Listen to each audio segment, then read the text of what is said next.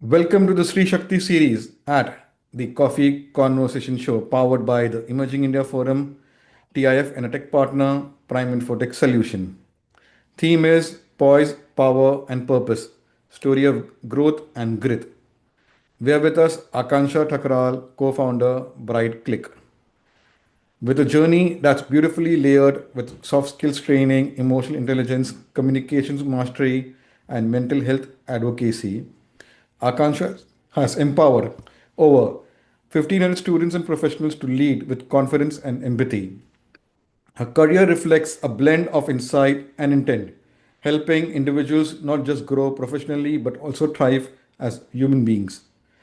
Join us as we dive into the voice behind the impact and explore how Akanksha is making workplace more inclusive, expressive, and emotionally intelligent. And we also come to know Akanksha as a person. So welcome Akanksha to today's coffee conversation. Thank you for that humble invite and humble introduction. Yeah, pleasure to So be here. let me explain you. There are three rounds: professional journey, personal journey, and a surprise. The rapid fire round where you'll be in the hot seat, where you have to be witty, fun, and quick, and use inspiration, niche marketing, which will be autographed and sent to you. All right. So, friends, I'm Lion Amir Virani, host at Coffee Conversation, legal tech evangelist at Prime Infotech Solution, author of 15 books. So, my first question, Akansha, how has your journey shaped up and what were the key defining moments? So I will call my professional journey an accidental journey because whatever I have done, whatever I have achieved in this sphere was never planned. So when I started mentoring CAT and GMAT aspirants in 2017, that was an accidental venture. So, but it was a beautiful accident because it made me who I am. That made me realize that, okay, I have a passion for teaching. Teaching used to be very last on my list. So if I ever used to make a list of the things that I want to be in my career or the things that I can do after my BCom, teaching was never used to be on that list because I used to feel that teachers are paid less and they are not respected that much. But that accidental venture in 2017 changed that entire perspective. That not only made me a better professional, it also made me a better person. So listening and hearing so many students, that part shaped me who I am today and made me venture into another company, which is BryteClick today with my co-founders. So, and the key defining moment was one when I started that in 2017, and another was in December when I started BryteClick. So these two will always be the defining moments. Beautiful. Okay, so let's dive deep into the conversation. How do you balance the practical and emotional sides of training when working with professionals from different industries? Yeah, so it differs from one industry to another because every industry has a different requirement. Every client comes up with a different requirement. So I never go with a set format that, okay, I have these questions, I have these answers for your problems. I try and understand what they are trying to achieve with that conversation. So I try to understand, I try to listen to their perspective, their problems first. And then I try to balance, okay, this much practicality we need to bring in, and this much of the emotional side will be the utmost, would be a practical fit, will be a good fit in order to solve your problem. My idea is always to solve the problem by being human. So do not lose that touch, but at the same time, we need real practical insights that can work quickly as well. Wow. Okay. So, Akansha, your work touches on emotional intelligence and mental health. How do you integrate that into corporate training? So when I ventured into corporate training and when I saw a few people doing the corporate trainings, I somewhere realized that the content is really good. So they're teaching really well, but somewhere we are missing on the long lasting impact of those trainings. So if I'm teaching somebody something today, that needs to stay, that needs to build a foundation with which they can build something new even after 2 years as well. So that was my main idea when I integrated emotional intelligence and mental health into my trainings, that we are teaching humans. We cannot forget that we're not teaching robots. So in order to be in touch with their human side, the emotional intelligence part needs to be touched. So if I'm teaching communication to them, I cannot teach communication to them without touching upon the people they are working with, the mindsets they are working with. and the different perspectives they are working with. So if they better understand the people around them, the communication will be better in itself. Wow. So, as a posh trainer and DIA consultant, what are some silent biases that often go unnoticed in the workplace? It's a cliche, but it's still relevant that we do not take women leaders that seriously. So if a point comes from a male leader and the same point comes from a female leader, the point will be taken differently by the team members. So they might be nodding in front of the meeting room. They might be saying yes to you in the meeting room, but once they step outside, they'll be having different perspectives. The women will be seen a little bossy, maybe a little arrogant for saying the same direct thing, while the male won't be. And to earn that respect, she has to work a lot. She still has to work a lot. And I think that with time, with more education, with more training, we will be able to curb these biases. We will be able to eliminate these biases to a great extent. We have come a long way, but there's still a long way to go. Wow.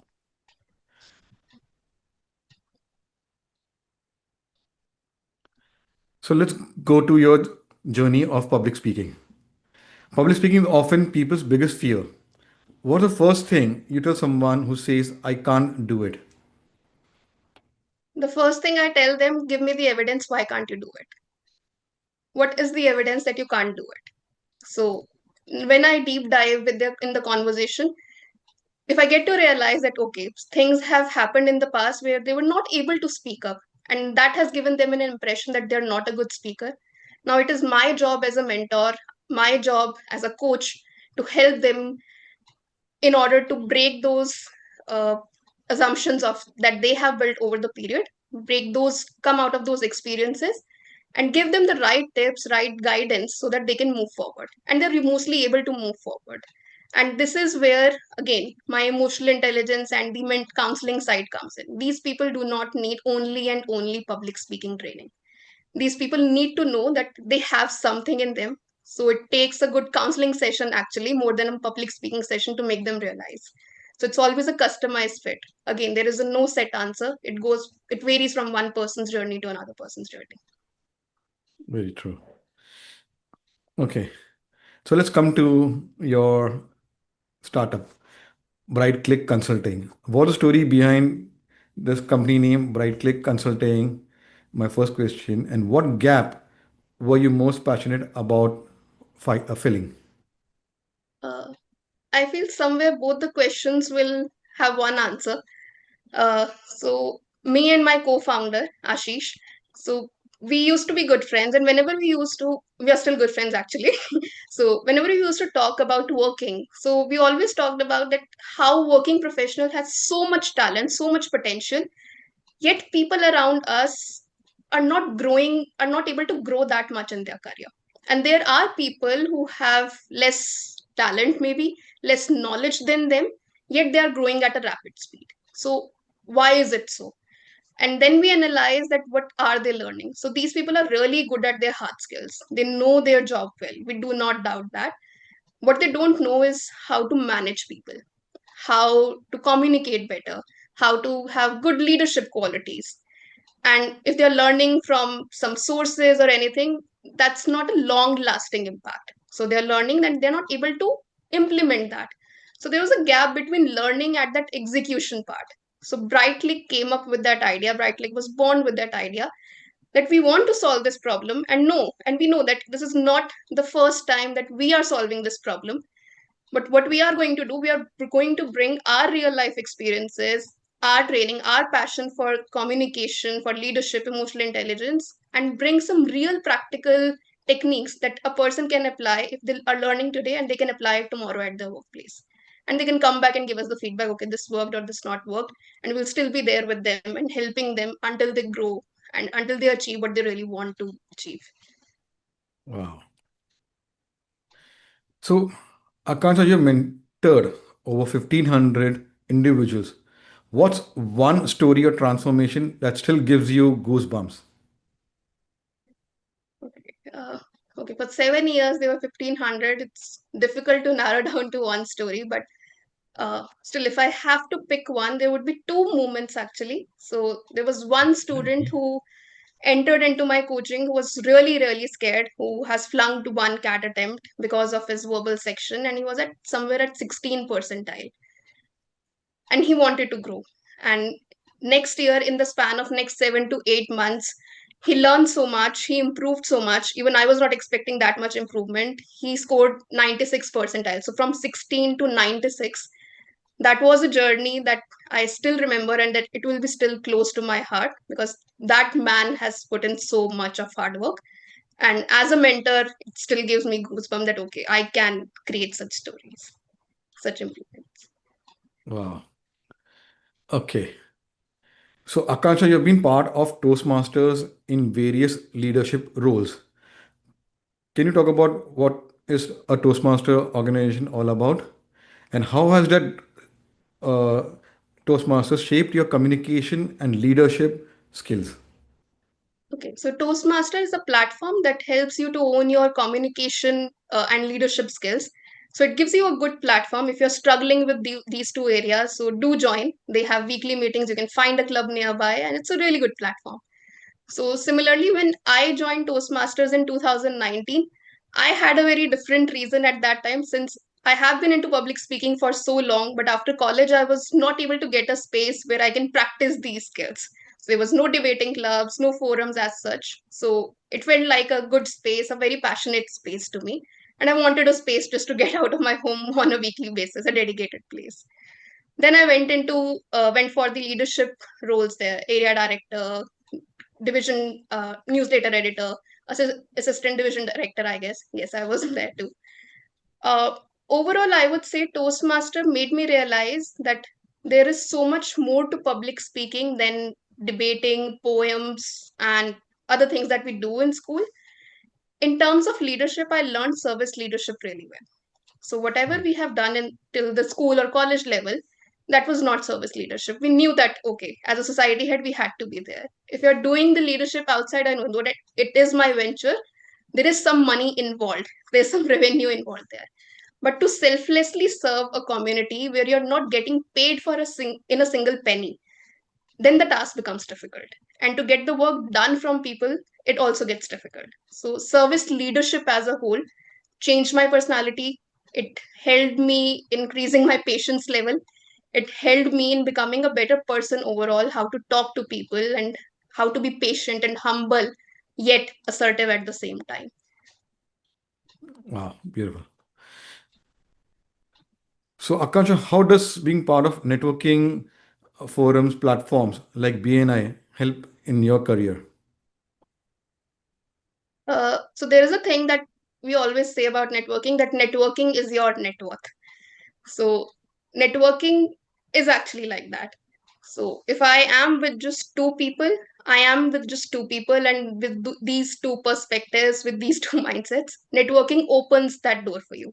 You get to know what other people are doing. So meeting people from different industries, different mindsets, different ways of doing business. So it made me a better businesswoman as a whole. BNI is also a network that not only have regular meetings regarding what you are doing as a business person, but also train you to be a better person. So they have regular trainings as well. And those trainings also helped me in becoming a better person, because they were coming from senior leaders and senior business person who have a lot of experience, and they were crafted very beautifully. So I got to know really technical terms which I was not aware earlier. So every experience gives you something. Wow, beautiful. So, Akansha, you talk about inclusive leadership. So, according to you, what does it mean? Inclusive leadership, according to me, that if there are 10 people in your team, those 10 individuals should feel like a team, and they should feel that the leader is speaking for me. If any one of them feels that okay, this leader is talking about the 9 people and I'm not being considered a part of it, I'm not being inclusive. I'm talking about their ethnicity, I'm talking about their ideas, I'm talking about the backgrounds they're coming from. It could be any reason, but as a leader, it is my responsibility to make them feel included in every discussion that we are having.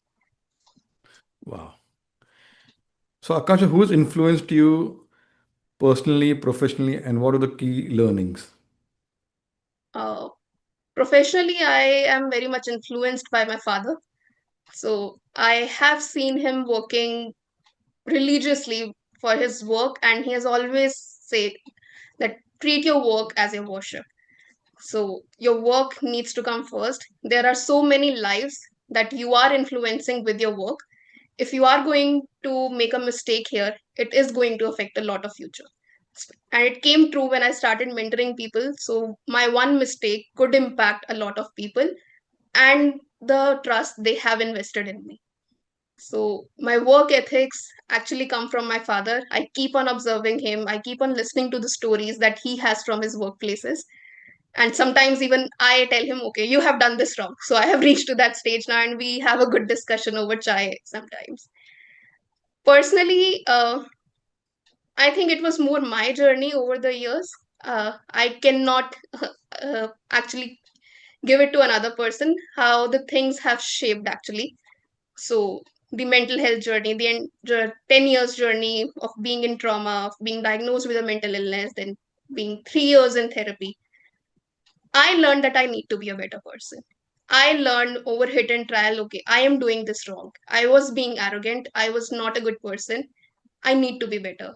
And with each and every passing year, I try to become a better human. Wow. So, Akansha, my last question. What advice would you give to young professionals entering the world of training and being a mental health advocate? So, if you are entering into the field of training, I would like you to choose one subject that you're really passionate about which you can talk. Because if you're going to go with something that is popular in the market or popular in the industry, you might not be able to do justice with it. Also, whatever this topic is going to be, build your foundation really, really strong. If it's communication, build your foundation. Otherwise, the success will be a short term success. And in the term of mental health advocacy, I would say just be real and be vulnerable. It's not your weakness. People want the reality. People are tired of the fake stories. They can get it from ChatGPT as well, from the AI companions. Just be yourself. People need that more. Yeah, very true. So let's go next round and understand Akansha as a person. Tell us about your family and your formative years. Briefly, you've talked about your father. So let's hear in a complete picture. So I have been a part of nuclear family. I was born in Haryana since I was the first child. So soon after 40 days of my birth, we moved to Delhi because my father was working here. So it's my mother, father. I have a sibling, younger sibling. He is also a businessman. So a family. I come from a family of teachers. So it's a big family. It's a family of teachers, and I was the first one breaking that circle and going into the becoming an entrepreneur. So it was a difficult journey initially. It was difficult to convince everybody that I don't want to go for any banking exam. I don't want to sit for any other competitive exam. Everybody was like, you're a bright student, you should. I was like, I am a bright student, I know, but I want to go for something else. So it was a difficult journey in the beginning, but now they believe me more than I do myself.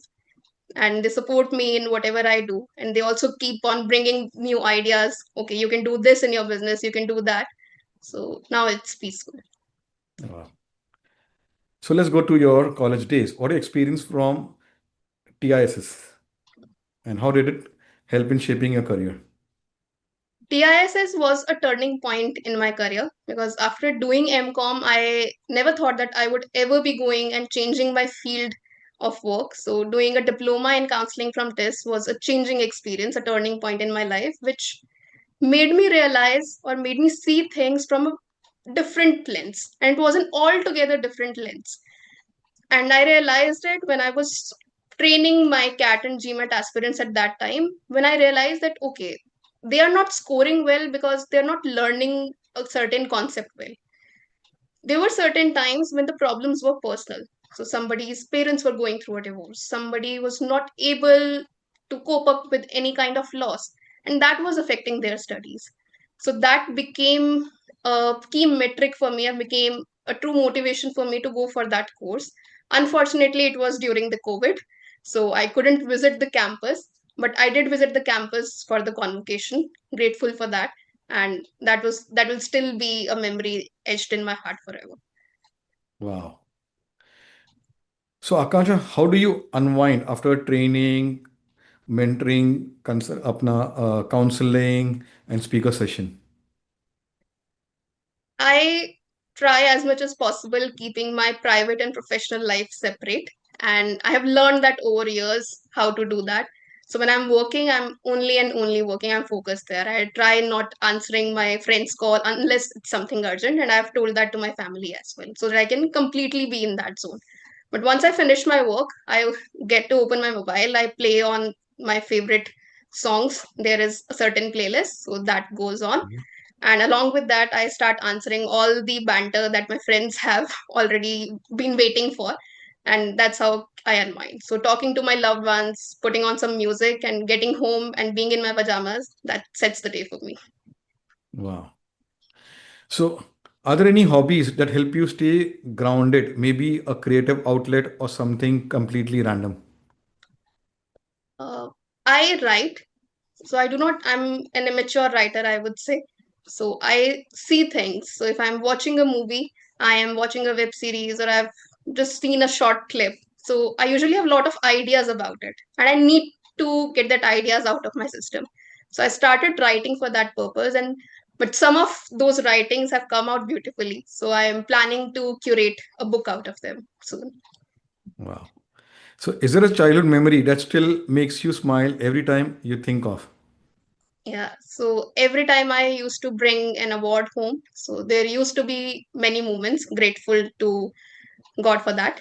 And every time I used to win an award for public speaking or anything else, my father used to treat me with either with a chocolate or an ice cream, and he used to hug me tightly, saying that I'm proud of you. And that used to become a motivation to go on the stage next time and on next award. So that's Wow. always still very vivid memory for me. So, suppose you had 1 week away from work, what would you like to do and why? I would like to visit Andaman once again, and I would like to switch off my phone. Thankfully, the Wi Fi is not really good there. So I would be happy to go there and just enjoy my vacation on the beach. Not to do something adventurous, just be there, nothing else. Wow. So, what's the one book or movie uh, or web series that has influenced you? Um, there is one web series called The Good Place, and that is my go to web series whenever I have a doubt or when I'm confused that, okay, when I feel that the world is too chaotic, the things are not going well, and why do I need to be a good person? If I need to fit in, I need to be a little bad, maybe in some ways. I need to do things which I do not, my ethics don't improve. I go and watch that web series and I realize that, okay, why do I need to be a good person? So that always keeps me in place. That's my go to web series. Wow. So, Akansha, if your friends had to describe you in 3 words, what would it be? Uh, the first word I think my friends would say, mummy or didi. That will be their first. Second would be stubborn, and somebody who's very caring. Wow. Okay. So, what are your plans for 2025 personally and professionally? Uh, both are actually same, that I want to grow this venture this time, and I want to make it big with my partner and with the goals that we have in our mind, to take it to a level where the world sees our potential as well, and we are able uh, to make others realize that, okay, you have the potential too. You just need the right guidance, you just need the right tools, and you will be on a path to success. So I hope we do that by the end of year. Wow. So, Akansha, this is a Sri Shakti series. What does Sri Shakti mean to you? Stree Shakti, the world has defined in a lot of ways how a woman needs to be empowered. I feel the moment you give her the agency, you let her decide, that is being her powerful moment. That is the true empowerment. Not letting anyone else decide what this particular thing means for me. So if I'm able to decide that, I have the agency and I'm able to pursue that, that is the true empowerment. That is the true Stree Shakti for me. Wow. So, my last one is a googly one. Describe Akansha in one line. Uh, heart that never says something, and a mind that stays silent. Wow.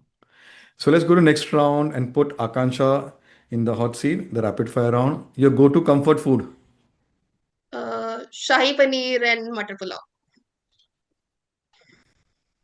public speaking or one-to-one mentoring, Public speaking. morning walks or midnight talks. Midnight talks. Not a morning person. One word that defines your journey, Resilience. home cooked meal or cafe hopping, Home cooked meal. best street food to have in Delhi. Mhm. Actually, a lot of things. Not a fan of street food, but I would go with chole bhature. Wow. Your favorite color, Black. your dream travel place, Paris. tea or coffee to recharge. I'm a chai person. There's a reason. Yeah, I have a coffee today, but yeah, I'm a chai person. While working, it's coffee, but I prefer chai. Okay, so you did well, and here's a book which will autograph and send to you.